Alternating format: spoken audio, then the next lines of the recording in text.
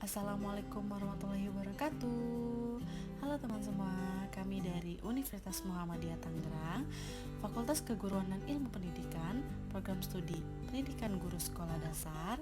Kami berasal dari kelompok 9 yang terdiri dari Firsta Azara Pasya dengan NIM 2086206174 dan Yulia Septina dengan NIM 2086206033 dan dosen pengampu selaku mata kuliah Perkembangan Peserta Didik Dr. Ina Magdalena MPD. Nah, teman-teman, di sini kami mau menjelaskan materi tentang motivasi belajar. Yuk, disimak videonya. Bahasan yang pertama adalah pengertian dari motivasi. Mungkin teman-teman sudah paham bahkan mengetahui apa itu motivasi. Jadi motivasi adalah suatu usaha yang disadari untuk menggerakkan, mengarahkan, dan menjaga tingkah laku seseorang agar ia terdorong untuk bertindak melakukan sesuatu sehingga mencapai hasil atau tujuan tertentu.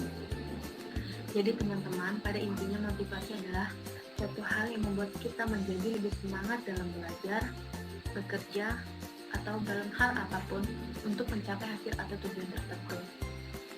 Bagi saya, motivasi adalah hal yang paling penting dan paling utama.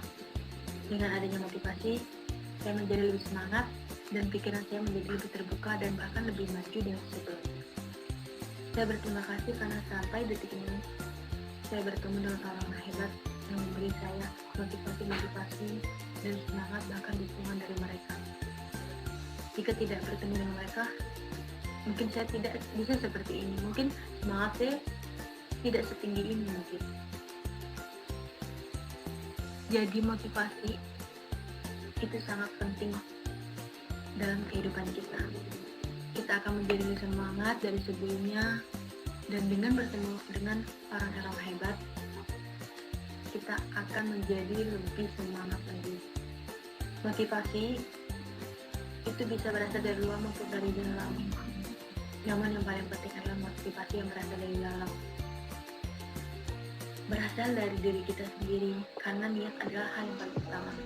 Setelah kita berniat untuk mencapai hasil tertentu atau tujuan tertentu, kita mendapat motivasi dari orang-orang hebat di sekitar kita.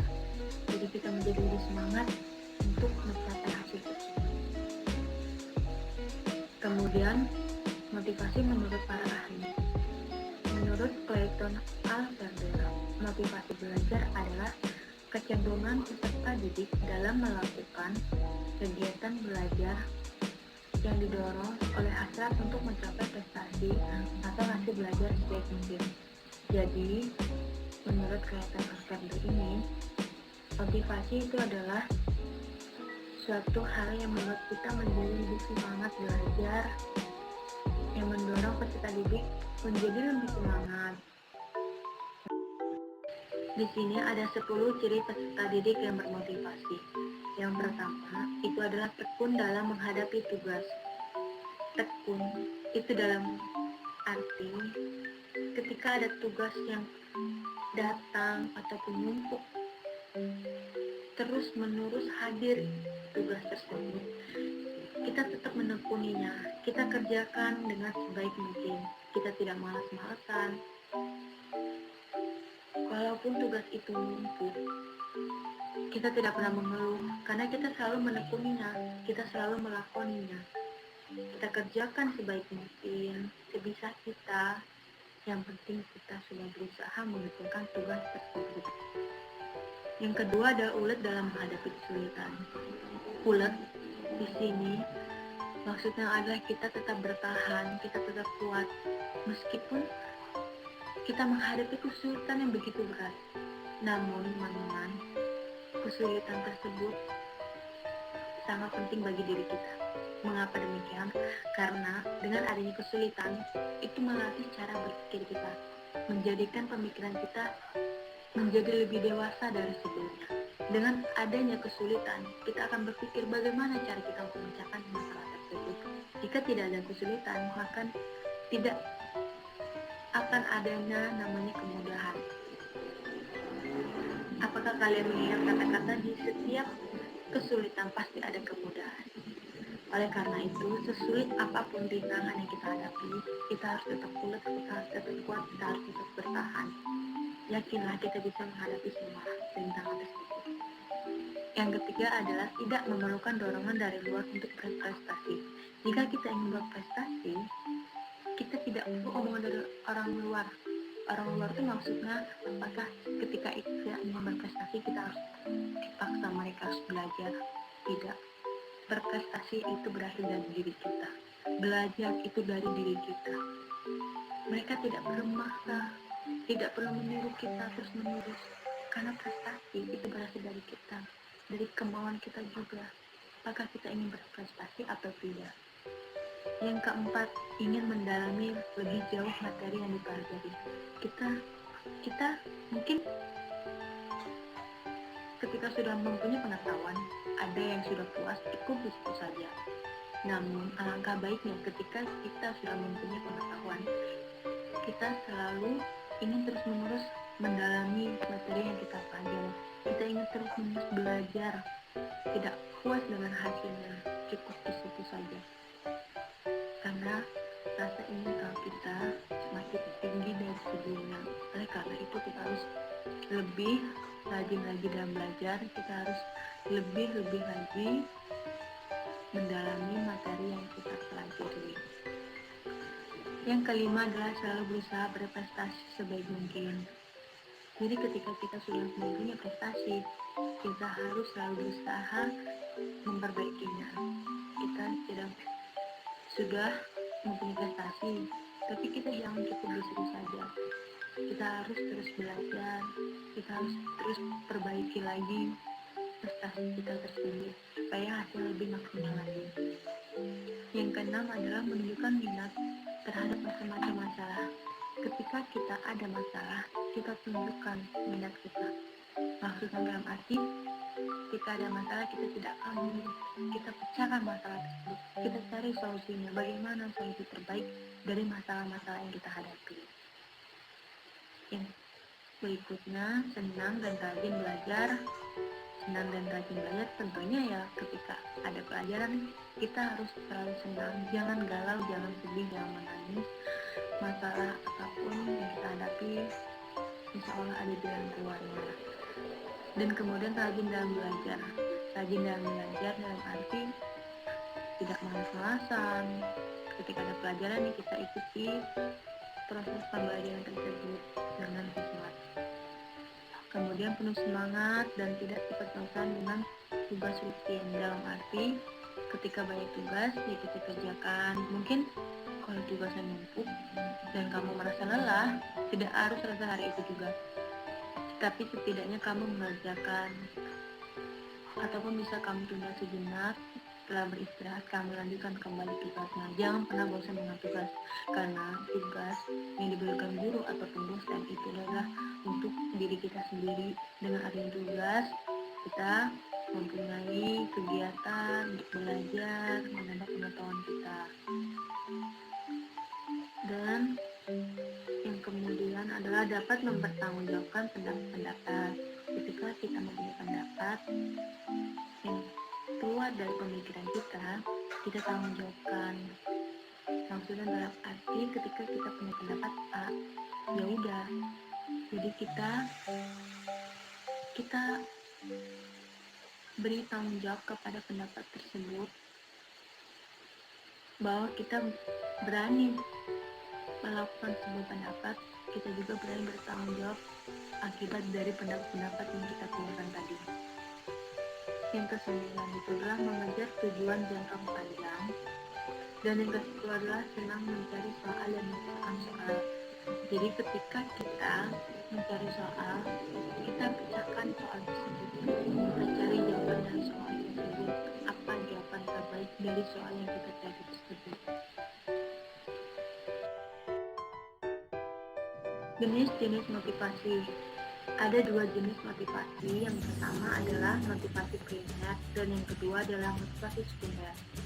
Motivasi primer adalah motivasi yang didasarkan pada motif-motif dasar. Motif-motif dasar tersebut umumnya berasal dari segi biologis dan jasmani seseorang. Jenis motivasi ini termasuk memelihara kesehatan, minum, istirahat, mempertahankan diri, keamanan, membangun rasa kawin. Jenis motivasi yang kedua adalah motivasi sekunder. Motivasi sekunder adalah jenis motivasi yang kita pelajari. Di dalam jenis motivasi ini bisa berupa kebutuhan organisme seperti rasa ingin tahu, memperoleh kecakapan, kemudian berprestasi, dan motif-motif sosial seperti kasih sayang, kekuasaan, dan kebebasan.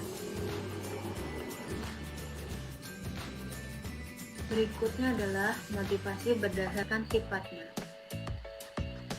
Ada dua jenis motivasi yang berdasarkan sifatnya, yaitu motivasi intrinsik dan ekstrinsik. Motivasi intrinsik adalah motivasi yang berasal ataupun bersumber dari dalam diri seseorang. Motivasi intrinsik merupakan dorongan agar peserta didik melakukan kegiatan belajar dengan maksud mencapai tujuan yang terkandung dalam perbuatan itu sendiri. Jadi motivasi intrinsik ini adalah motivasi yang paling utama karena berasal dari dalam diri kita sendiri. Hal yang paling utama adalah niat. Jadi jika kita tidak berniat, maka hal tersebut akan susah. Jadi niat adalah hal yang paling utama. Oleh karena itu, motivasi yang paling utama adalah motivasi yang berasal dari dalam diri kita sendiri. Karena dengan adanya motivasi tersebut, kita akan terdorong atau bergerak untuk melakukan hal yang lebih baik dari sebelumnya, untuk mencapai tujuan atau hasil yang sangat maksimal. Kemudian adalah motivasi ekstrinsik, adalah motivasi yang bersumber dari luar diri seseorang. Motivasi ini adalah dorongan terhadap perilaku seseorang yang di luar perbuatan yang dilakukannya. Jadi motivasi ekstrinsik ini adalah motivasi yang berasal dari luar.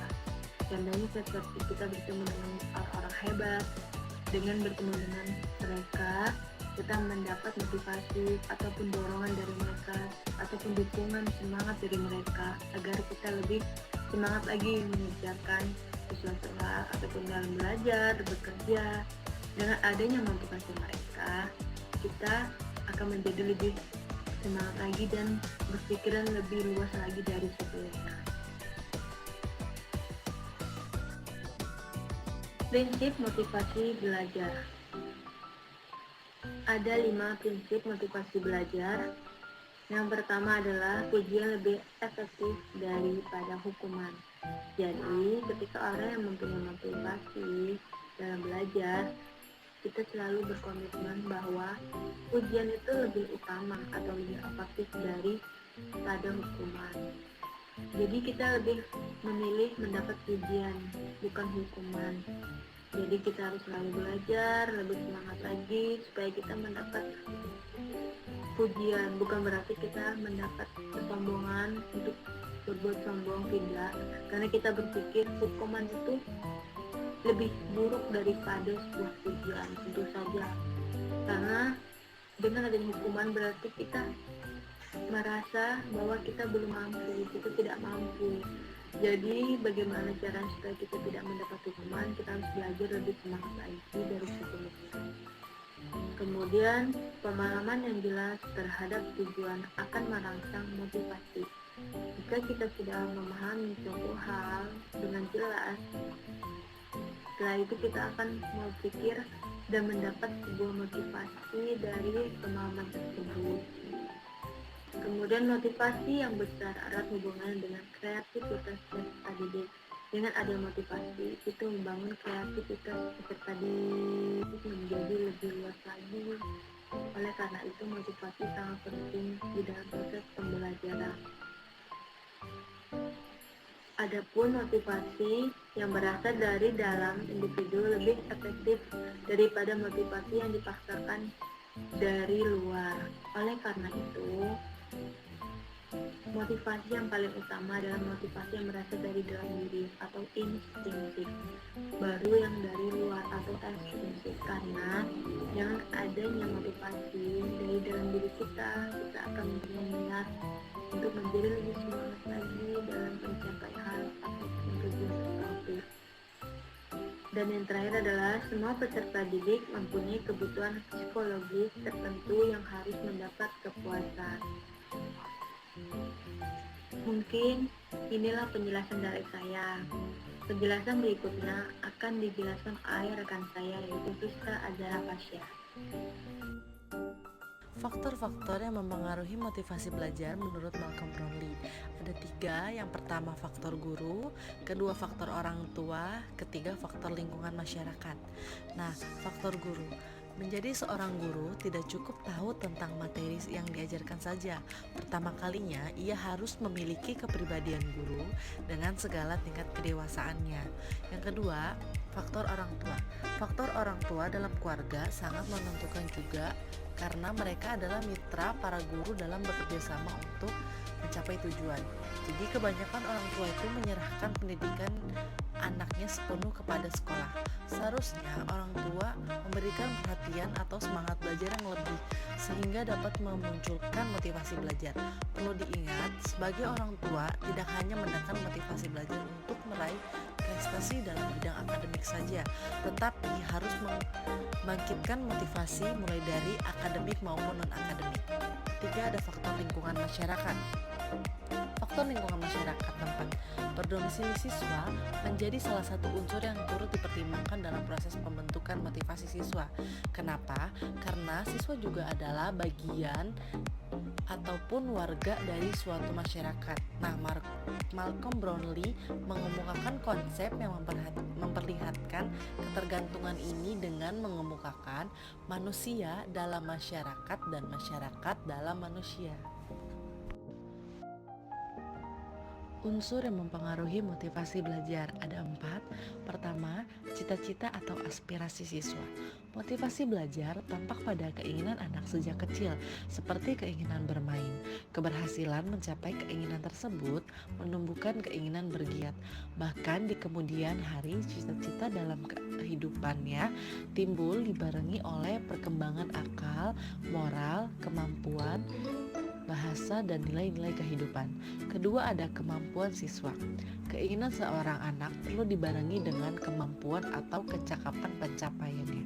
Kemampuan akan memperkuat motivasi anak untuk melaksanakan tugas-tugas perkembangannya. Ketiga, ada kondisi siswa. Kondisi siswa yang meliputi kondisi jasmani dan rohani sangat mempengaruhi motivasi belajar. Contohnya, jika seorang anak dalam keadaan sakit, lapar, atau sedang marah-marah, akan terganggu perhatian dalam belajarnya. Sebaliknya, jika seseorang dalam keadaan sehat, kenyang, dan gembira akan termotivasi dalam belajar. Keempat, ada kondisi lingkungan siswa. Lingkungan siswa berupa keadaan alam, lingkungan tempat tinggal, pergaulan sebaya, kehidupan kemasyarakatan. Dengan kondisi tersebut yang aman, tentram, tertib, dan indah, maka semangat dan motivasi belajar mudah diperkuat. Fungsi motivasi belajar. Motivasi dapat juga sebagai pendorong usaha dan pencapaian prestasi. Seseorang melakukan suatu usaha karena adanya motivasi. Dengan adanya motivasi yang baik dalam belajar akan menunjukkan hasil yang baik. Dengan kata lain, bahwa dengan adanya usaha yang tekun dan terutama didasari adanya motivasi, maka seseorang yang belajar itu akan dapat menelurkan prestasi yang baik. Intensitas motivasi seorang siswa akan sangat menentukan tingkat pencapaian prestasi belajarnya. Di dalam kegiatan belajar mengajar, peran motivasi baik intrinsik maupun ekstrinsik sangat diperlukan. Motivasi bagi siswa dapat mengembangkan aktivitas dan mengarahkan serta memelihara ketekunan dalam melakukan kegiatan pembelajaran. Yang terakhir ada cara menumbuhkan motivasi belajar. Ada 6. Pertama, memberi angka. Angka dalam hal ini sebagai simbol dari nilai kegiatan siswa. Angka yang baik bagi siswa merupakan motivasi yang sangat kuat. Kedua, ada saingan atau kompetisi. Sering digunakan sebagai alat motivasi belajar. Persaingan antar individu atau kelompok dapat meningkatkan prestasi belajar siswa. Ketiga, ada mengetahui hasil. Semakin siswa mengetahui grafik hasil belajar meningkat, maka akan timbul motivasi siswa untuk terus belajar dengan harapan hasilnya akan terus meningkat. Keempat, ada minat. Minat muncul karena ada kebutuhan. Proses belajar akan berjalan lancar karena disertai minat yang kuat. Dan terakhir ada pujian. Apabila siswa yang sukses atau berhasil menyelesaikan tugas dengan baik, perlu diberi pujian. Pujian merupakan bentuk motivasi yang positif.